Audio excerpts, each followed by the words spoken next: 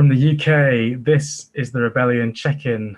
Coming up, we're going to be going over plans for our upcoming rebellion, starting in cities across the UK on August 28th and kicking off in London, Manchester and Cardiff on September 1st. Thousands of rebels across the UK will be engaging in peaceful civil disobedience to bring attention to the climate and ecological emergency and ask MPs, government departments and unions to support the climate and ecological emergency bill. Failing to act on the emergency now is dooming life on the planet and even us humans to extinction. This week we've seen extreme weather across the UK as reports are coming in that we're facing the worst wheat harvest since the 1980s. The National Farmers Union predicts yields could be down by a third as extreme weather hits crops, increasing chances of food poverty in the UK due to climate breakdown. We'll be hearing about why we're going into rebellion in September 1st, what's going to be happening, and how you can get involved. All that and more coming up.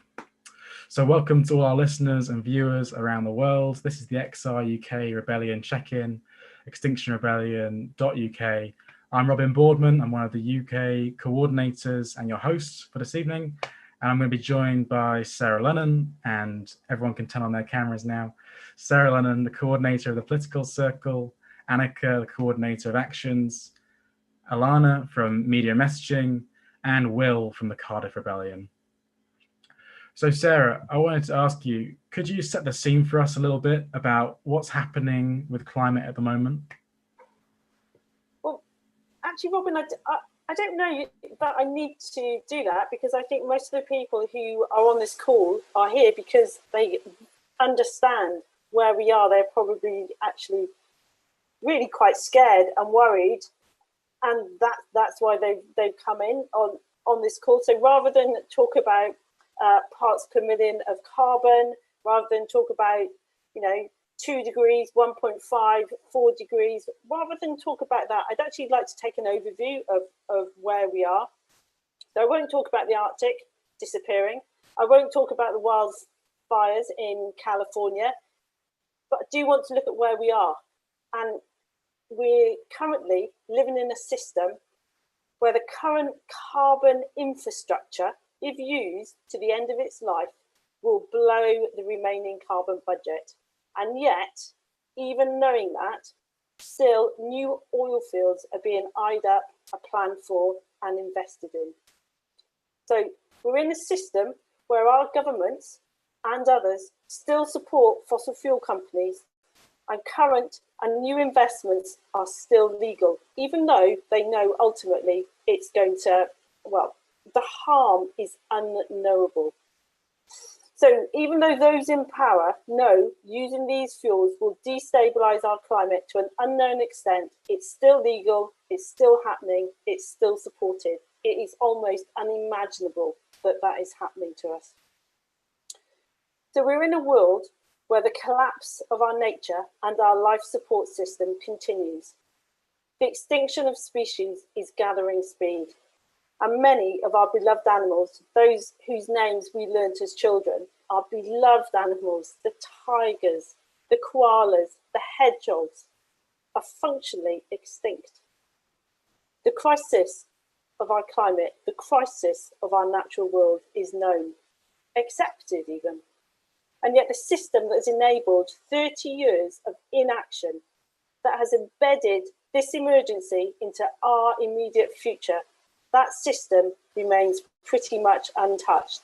And post-COVID, what we are witnessing now is the reinvestment and the restarting of that very system. So we are not investing for a green economy. There is not a Green New Deal. China is investing in the old fossil fuel economy. Our governments are doing the same. That's where we are, and that's why we need to act.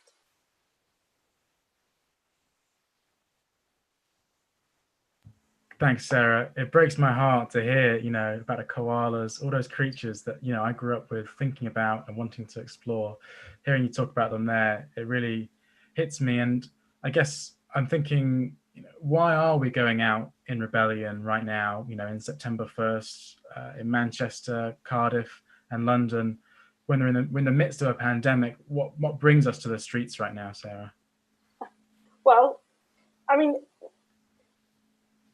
in a way, putting all that aside, so like the basic, all of those issues of our current system, the fact that we are wage slaves, the fact that the accumulation of wealth to a minority, but putting all of those things aside, the fact is that we have and live within an economic system which is harming and destroying our natural world, and to stay on an even footing has to grow and expand. And that need for economic expansion and that continuation of that system is ultimately going to kill us. There is no recovery from that. We will recover from COVID. We will find a way of living with COVID. We cannot find a way of living with the collapse of our natural world and the destabilization of our climate. It is the bigger threat, and that's why we have to come out and act. Do you want to say any more on that from a messaging point of view? What are your thoughts? Yeah, I mean, I was just going to say, it's just such an interesting moment, isn't it? Like, in terms of how people are feeling about our government, and there's a lot of frustration and anger over their lack of preparation around coronavirus, and knowing, hearing the warning signs and not taking action fast enough. And it's a similar situation to the climate crisis. They've governments have been told repeatedly that this is happening for the past 30 years, and they're not taking action. So I think, no one ever imagined 2020 to happen, really, but we're sort of facing this intersection of crises where, we have a pandemic, we have, economic inequality, people on the streets, marching about racial injustice.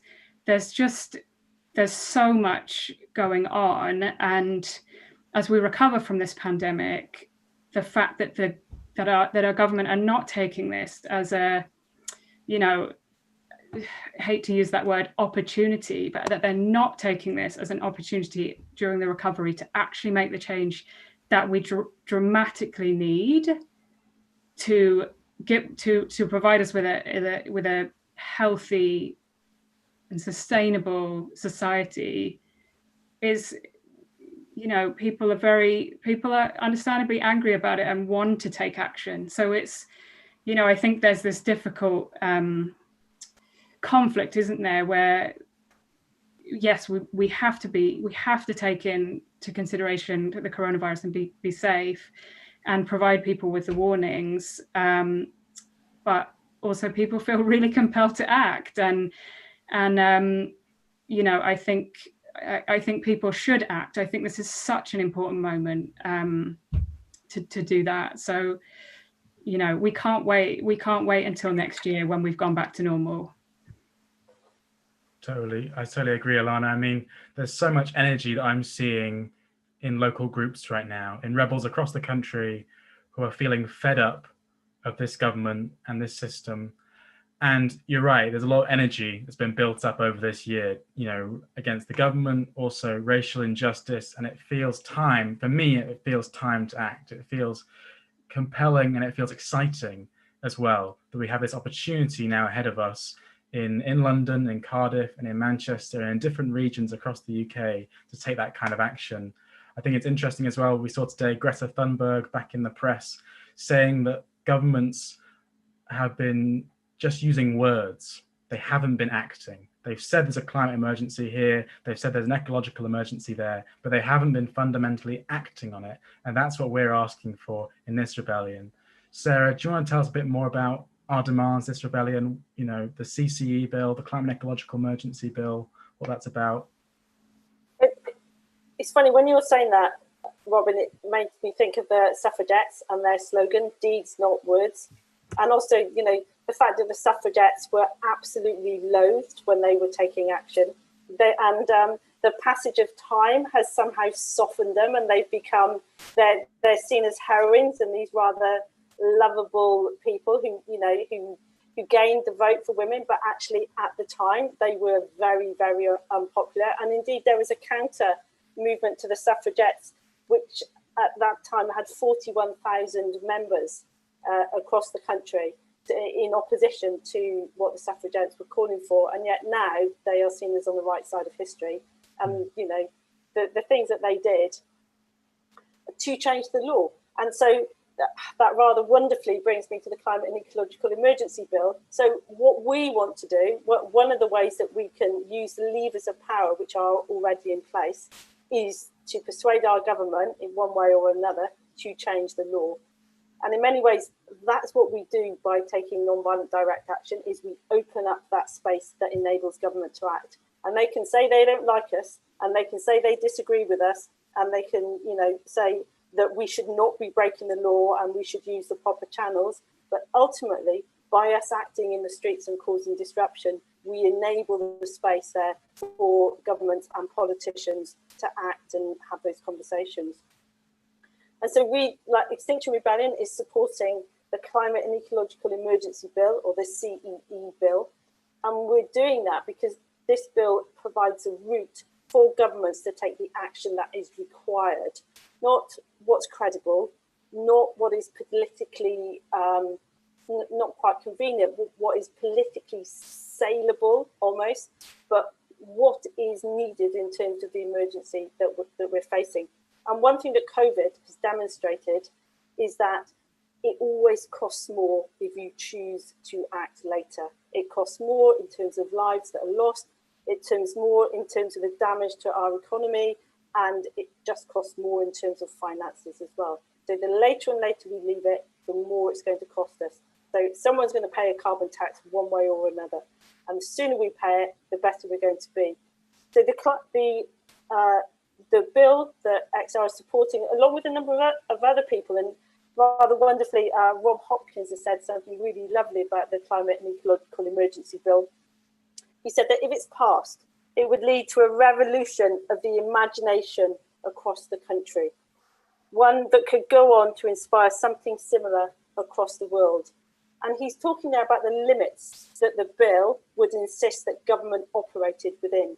So rather than us carrying on in the way that we know, we would be forced to use our imaginations to change the system and to start operating within the limits of the natural world. Kate Wayworth's donut economics, if you like.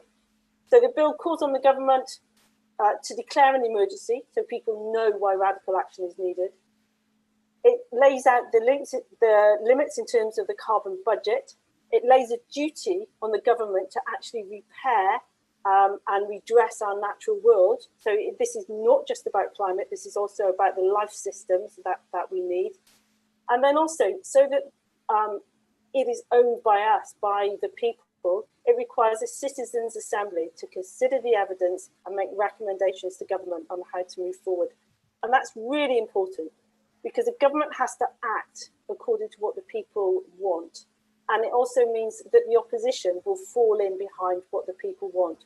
So we don't get that argument in Parliament of the opposition just having to oppose the government or being able to make political capital about what they suspect might be an unpopular policy. So they're doing what the people want. It is the will of the people. And that way, we take everybody with us and we don't end up with a counter-revolution, which would be unfortunate, a counter-rebellion. So that's why we're there, and that's why we're supporting the bill. And Caroline Lucas is going to sponsor the bill and hopefully going to lay it before Parliament. And there's an alliance behind the bill who are working to get co-sponsors to also put their name. So it will hopefully be a cross-party bill when it gets laid before the House.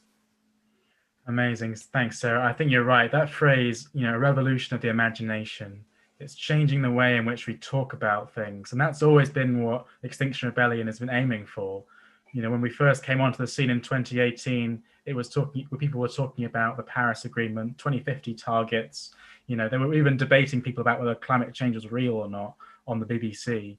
And we've come so far from there, but we've got so much further to go. And this kind of change of language that the CCE bill brings, and to get that discussed in Parliament, I think will really make the difference. Now, getting us to Parliament and getting it talked about is another matter. Annika, do you want to talk to us a little bit about the actions we've got coming up across the UK and how people can get involved? Yeah, sure. Thanks, Robin, and a pleasure to be here. Hi to everyone out there tuning in. So following on from that, you know, the bill is going to be tabled hopefully at Parliament, and we're going to be outside causing disruption. And you know, that's really the sort of epicenter of what we're doing in September. We're going to be at Parliament, causing disruption outside, doing sort of citizens' assemblies, speaking to the public.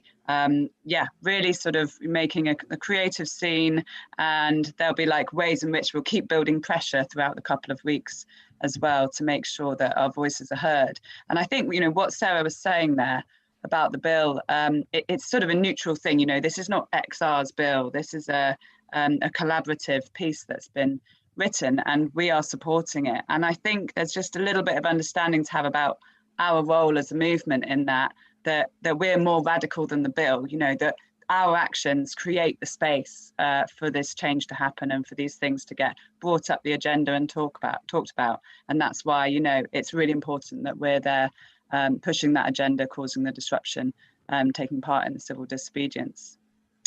So I'm just going to share my screen with you. Give me 1 second on the tech. This is exciting. This is the new action briefing that's just come out. Here we go. I haven't actually seen it yet. This is a sneak preview straight into it. Hope you can all see that.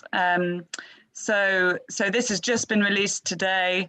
Very exciting. It's going to keep being updated daily as we get closer to September. So this is the action pack for September, bearing in mind that the 4 days of the August bank holiday, the weekend, the long weekend, there's going to be regional actions going on all over the country as well. So I'm just going to skip through some of these pages because you can read it in detail. I think the link is going to be being put on Facebook and in the chats right now. There's a bit of an intro section, what we're asking for the bill there. And then here it is, sort of day one in London. We've got Will here to talk about Cardiff a bit, and I'm going to mention a bit about Manchester as well. But day one in London, we're going to do 4 marches from different places and converge on Parliament together. So wherever you're from or wherever you want to join, you can go to one of these locations for 11 a.m. and converge on Parliament together. And then we've got a lovely little graphic here. How do we disrupt a failed government then? So we're going to march through the streets, peaceful roadblocks. We'll be linking arms or sitting around at the entrances and exits of Parliament, making sure that MPs have to see us and come past us. And there'll be briefings and people's assemblies and workshops, know your rights trainings, all of that. So you can, even if you've never taken part in civil disobedience before, or even been to a protest before, you can come along and learn all about it and get everything you need to know in Parliament Square before taking action. And this, you know, this is what we're doing from the first, but as the days go on, as the Parliament, the likelihood of them continuing to ignore us, we will be, you know, building pressure with our actions, and people will be taking higher risks in the civil disobedience they take.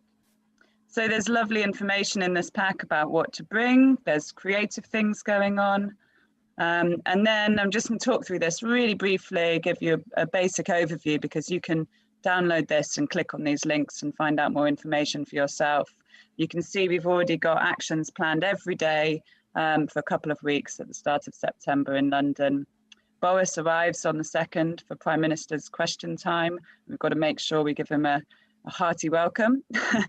We'll be demanding action again on the 2nd in Parliament Square, looking at MPs' voting records and really sort of highlighting the importance of acting on climate. And then what happens in the next few days really is we go to different locations. So one of them is the Treasury. We've got an action themed around HS2 rebellion, animal rebellion doing an action. And so these different locations will be demonstrating the harm that our government is doing by taking action in different places, and really, you know, showing the harm that their current policies are causing. And then we'll be going back to Parliament basically by the end. So this is not an exhaustive list. There's lots to be added here. There's lots of affinity groups doing sort of smaller actions and pop-up actions. So this is just a basic overview of some of the mass invite actions, and you can find out here. Great. Thanks, Annika. Shall I stop sharing there and people can we'll share it in the link. social media. Yeah, exactly. People can follow it on, get all the information Great. they want in there. Thanks so much. That's super exciting, I think. Oh, hello, Prime Minister. In particular, we've got to give him a warm welcome, right? Particularly excited. And we've got Will here as well. Will, that was a lot about London, but you're here, you've been organising in Cardiff. Can you let us know a bit about the plans? What's happening over there? Yeah, sure thing, no problem. So, yeah, within Cardiff, starting on the 1st of September and then going on to the 5th of September, we've got XR Cymru, XR Bristol and XR Southwest kind of getting together to do some actions in Cardiff with the same aim as the actions that are going on in London. So that is demanding that MPs, and in this case, Welsh MPs, back the Climate and Ecological Emergency Bill. Now, our messaging is slightly different to the messaging that's being used in London. So I'll just like whip through what our messaging is day by day and kind of our mass actions for each day. So the first day is all about the future starts now. So it's about showing like the COVID crisis has shown us that we can do things differently. And we need to come together and seize this moment and evaluate our toxic systems whilst we still have the chance. We're running out of time. We need this climate and ecological emergency bill, and we've not got any time to lose. So we're starting off on the Tuesday with our declaration of rebellion by marching to the future into Cardiff city centre. Again, kind of similar to what's going on in London with marches from people from XR Cymru and Bristol and Southwest coming together and converging on the UK government offices within Cardiff. And then there's going to be talks going on there, as well as targeted kind of more spicy actions. I don't know if you saw, like right at the end of Annika's presentation, I saw some like spiciness ratings. Some spicy chilies, right? Yeah, exactly. So there's going to be the whole range of like spicy to non-spicy actions, but sort of targeted on the UK government offices in Cardiff and MPs' offices all around Cardiff. Day 2 is all around preparing for crisis and focusing on the impact the climate crisis is having locally and across Wales. So things like weather cycles, flooding and air pollution and food security. So we're going to be going to the Senedd, which is the seat of the devolved government in Wales, and doing a mass participation kind of low spice but highly artistic kind of engaging action with that includes boats in the harbour, speeches, all that sort of stuff, really highlighting the effect of rising sea levels in Wales. We then got day 3, which is all about tell the truth and acting now, and demanding that the media stops greenwashing what is going on and that they hold the government to account. So we're going to be going to various locations around Cardiff with kind of media outlets that are around there, and especially the BBC. We're going to be doing alternative broadcasts. We've got Film Strike for Climate on board, and then also sort of multiple actions going on around that theme. So that's like, we want multiple actions. We don't just want these main actions going on. We want our affinity groups and our rebels to feel empowered to do whatever they want in Cardiff, like whether it's within our theme or just doing whatever it is they want to do. Like, it's all about like, let's get rebellious, let's do what we want to do, like let's highlight what we feel is important to highlight. But yeah, on the Thursday, if people want to, like, it's all about like planning those actions, targeting the media. Day 4 is Build a Better World, highlighting, similar to what's going on in London, the need for a citizens' assembly. So XR Cymru have been demanding a citizens' assembly to be set up in the Senedd for a long time. So we're kind of like going to add our voices to that. So we're going back to the Senedd to demand a citizens' assembly. We're going to be holding people's assemblies all around the city as actions, focusing on how we're going to build a better world. And then probably there'll be some more spicy actions happening around targeting big business and finance within Cardiff. And then day 5 is all about everyone together. So we kind of talked about intersectionality a little bit in this, and about how we've got these kind of like intersecting crises happening all over the place. And on day 5 in Cardiff, we want to celebrate our differences and unite as a movement of movements. So highlighting and amplifying like our grassroots voices of rebellion, and then expressing our solidarity as Extinction Rebellion with those who face injustice everywhere. So the closing for the rebellion in Cardiff is going to be our Movements of Movements March, obviously with Samba and all of that sort of thing, and a critical mass bike ride going on at the same time. And that'll be followed by speeches, and hopefully like all of the movements that have come along with us, well, they'll all be invited to speak, and we hope that like a number of different movements will get up and like speak with us basically. Excitingly, we're not going to be kind of holding a firm site with a stage like we've done in previous rebellions. Our stage, thinking more sort of carnival float style, our stage will be following us wherever our actions are each day. We've got all of our decision-making processes sorted, similar to what Annika said, people's assemblies every day feeding into our decision-making meetings, and then feeding back to rebels, to making sure that we're really hearing the voices of the rebels in terms of what we're doing and the decisions that are going on. And then afterwards, on Sunday, we're going to be trooping off with as many people as who want to come to go to HS2 for a bit of regen, and then Monday actions at HS2, and then Tuesday join what's going on in London, and then we've got our big action for Cymru, Bristol and Southwest planned on Thursday. So yeah, that's a quick overview of what's going on in Cardiff.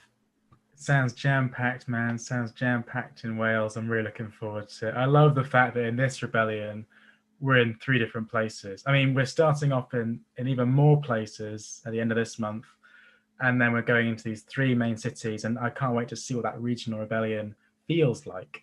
I think it's really exciting. Thanks so much for coming along, Will, and giving that update.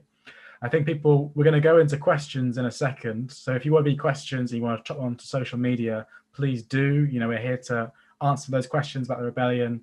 A lot of information just came out, but we want to kind of tackle some of those key questions for you. Before we do that, I'd like to share a way how you can get involved tonight. Right now, you can do something that's going to help the rebellion build and grow and be successful, and that's mobilization. Mobilizing people to get involved and talk about the climate ecological emergency and come onto the streets in September. So I'm just going to share a short video about social media outreach that I think everyone who's watching today can find useful and take forward. Hi, this is a video about social media. Social media is a key part of the lives of the millions of people who use it on a daily basis. Sending messages, updating statuses, and creating and sharing events allows people to remain connected with each other. We can use this to help build this rebellion. We need to mobilise people to make this rebellion as big as it can be, and what better way to do it than to use the social media channels that the majority of people check every day. This video will explain how rebels can use platforms such as WhatsApp, Facebook, Twitter and Instagram to help mobilise people. Face banking. Face banking is essentially the Facebook version of rebel ringing and has been effectively used in previous campaigns. It follows the same premise as rebel ringing or phone banking by having a genuine, personal, one-to-one conversation with someone. You build a relationship with them, which makes them far more likely to listen to what you have to say and hopefully join the rebellion. So how exactly do you do this? Open Facebook and find an XR Facebook event near you or the next rebellion. Have a look at how many of your friends have said they are going or interested in the event. Personalise a template message to send to them. You may want to build on the personal connection you already have with them, so ask them how they are and if they're definitely coming to the event. Ask your friends to do the same thing, messaging all of their friends who have expressed an interest in the event.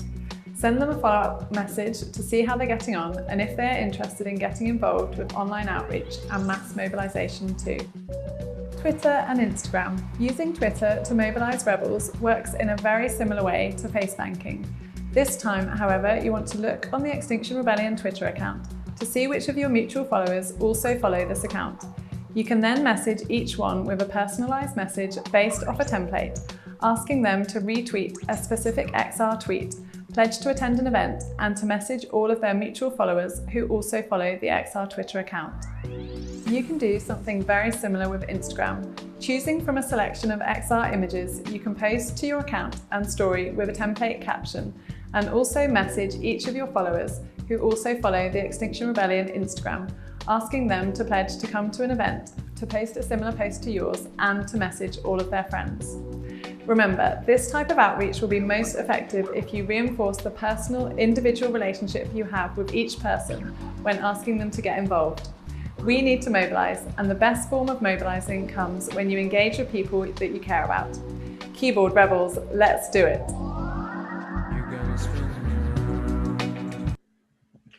All right, great. So that was Sal from the mass mobilisation team telling us a little bit about social media outreach. And if you can do one thing this evening to help out Extinction Rebellion, just going onto your social media and inviting a few friends can make all the difference in the numbers that we need in this rebellion and be really appreciated. Okay, so we're going to move on to some questions. People have been asking in the chat about, on Facebook. I've seen some questions coming in from Joe, for example, on Facebook. And we've also got one from David Cooper. They're asking about, why isn't XR talking more about the meat industry, for example, and how much of an effect that's having on the climate? And why aren't we talking more about, the difficulties of green solutions and the difficulties of wind farms, for example? And I thought, Sarah, this might be a good opportunity to talk about the Citizens' Assembly a little bit and what we're asking for there.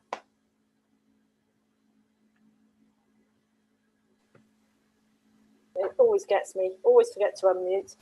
Yeah, thanks, Robin. So the beauty of the Citizens' Assembly is that it will be the citizens who determine. So it's not us as XR saying, you mustn't eat meat. It's not us as XR saying, you cannot heat your homes. Not that we will necessarily end up there, but we are not telling people what to do, and we are not providing solutions, because if we did, we would just end up endlessly discussing which solution is better than the other solution, and we would miss the opportunity of forcing the action to happen while we debated the solutions, and there would be no legitimacy to any solutions that we provided or came up with. The Citizens' Assembly is able to deliberate. People from different backgrounds are able to understand and come to an agreement on the solutions that are needed.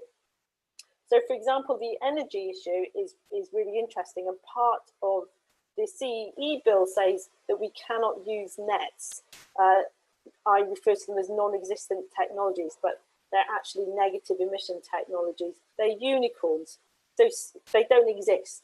So some things we can and should be specified. If you're in a hole, stop digging. Don't rely on fantasy and fairy tale to get us out of a mess and kick the can into the future. But in terms of that very radical change that is required, the legitimacy for that change, and if we are going to have to stop eating meat or massively reduce it, we do have to hugely reduce our energy requirements and live in a very different way. The legitimacy for that comes from the Citizens' Assembly, from that deliberative democracy. So, yeah, that's why we don't give policy or solutions. Yeah, if I could add on to that as well, I think you've explained that really well and what a Citizens' Assembly is, and you can come and find out more about what that is. On the ground, we're going to be demonstrating it. But I think there's also something about our lifestyles and not blaming and shaming. We're not saying that you have to have a certain lifestyle to join this movement. I mean, you cannot be squeaky clean these days. It's so hard to live in our society, live a completely carbon-free life. So we're not for 1 minute saying that we're all perfect here. And if we did, we'd have no one in our movement. So we don't blame and shame, and that's really important. But I think there's something to say here about recognizing that people have different sort of foremost passions, and you might be incredibly passionate about saving our ancient woodlands and devastated by what the HS2 construction that's going on now is doing to destroy biodiversity. You might be incredibly passionate about animal rights, for example, and I think in XR we've got this umbrella where there's space for that. We have these sister movements that have popped up, Animal Rebellion, HS2 Rebellion being two really good examples. And we're talking about systemic change. We're talking about this, huge overarching intersection of crises, and there's space within that to have these passions that might be slightly different under that whole umbrella, but we're recognizing that this is not a sort of piecemeal fight. We can't just do one by one. The scale of the challenge globally is so colossal. We have to take this to the heart of power, and that's why we're focusing in on Parliament again in September. Thanks, Annika. Yeah, I think that's a very powerful message that we have this kind of movement of movements opportunity, that other groups can focus on these issues, and that together we can face and build a vision for what we want going forward. That vision together is really important.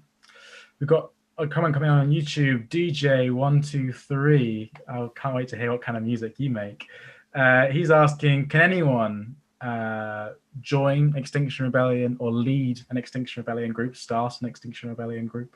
You absolutely can. We've got resources on our website. If you go on the communities section, on the resources section, you'll find information about how to start your own local group. I really encourage it. That kind of local community is really what Extinction Rebellion's all about. Building that across the UK, across the world even, now that we're in 70 different countries. And I think it's really exciting to have that opportunity and to do it in your local area. I did it here in Bristol, and I'm so grateful for it ever since. So we're coming to the end of the show this evening. I'm just going to have a quick look if there are any more questions coming in that we can take a stab at whilst we've got a couple more minutes. So, actually, Robin, I'd quite like to address John Burnett. Why should we obey your climate bill when you won't obey the laws of the land? Go for it, Sarah. Yeah, thank you. So, John, the government has one overriding responsibility and duty, and that is to protect the citizens of the country, the people that it governs. And the government does that. It seeks to protect us and look after us. And in return, we agree to obey the laws of the land. If the government does not protect us and look after us, then we no longer have a duty to abide by the laws of that particular government. And this is known as a social contract. It's been around for about 300 years, and the social contract is understood by both the left and the right. And both the left and the right of our political system recognise that governments and laws are not always legitimate, and you do not always have to abide by them. The reason why the Climate and Ecological Emergency Bill and the policies that come out of it should be followed are because they're not our policies. They will be the policies of the citizens of this country. They do not belong to Extinction Rebellion. They will belong to the people. In fact, it could be you, but to those people who determine them. So that's why, yeah, I hope that answers your question. I think that's really powerful, Sarah. It's that duty to act that we're all moving forward on. Thank you so much, everyone, for taking part in this Rebellion check-in webinar this evening. I'm really looking forward to more of these coming up, just keeping everyone, all the rebels out there, informed about what's going on with the rebellion and tackling some of your questions. We didn't get a chance to go through all of them today, but hopefully we'll be able to dive into the comments afterwards and help answer some of them. Thank you so much for tuning in. This evening, we've gone over a lot of exciting information about the rebellion, and I hope everyone watching and listening today can have a chance to rebel. Whether that's on the streets at one of our actions starting on September 1st in Cardiff, Manchester and London, or from home through social media outreach or through digital disruption, we need your support. Embrace the opportunity of a lifetime to do what you deeply care about and help protect our future. If you can't make it to the rebellion or you want support in another way, please consider donating. We're up against some of the titans of climate denial. Big money, big business, big oil, all funding our destruction. If you can give regularly on our website, extinctionrebellion.uk/donate, you can help keep the rebellion going despite the impossible odds that we're facing. Just £10 can help buy a young rebel a coach fare to one of the sites, like in London, or it could buy material for a banner. So if you go on to extinctionrebellion.uk, please do, if you can, give a donation or come and join us on the streets, whatever you can do.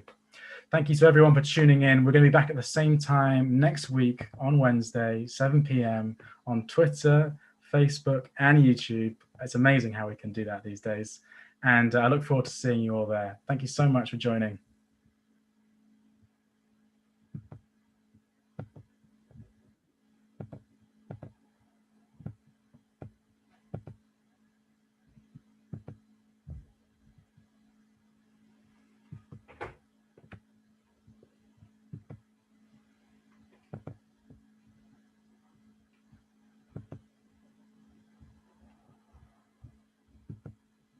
Oh.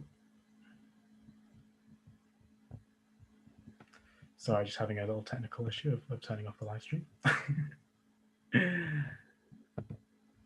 And there we go.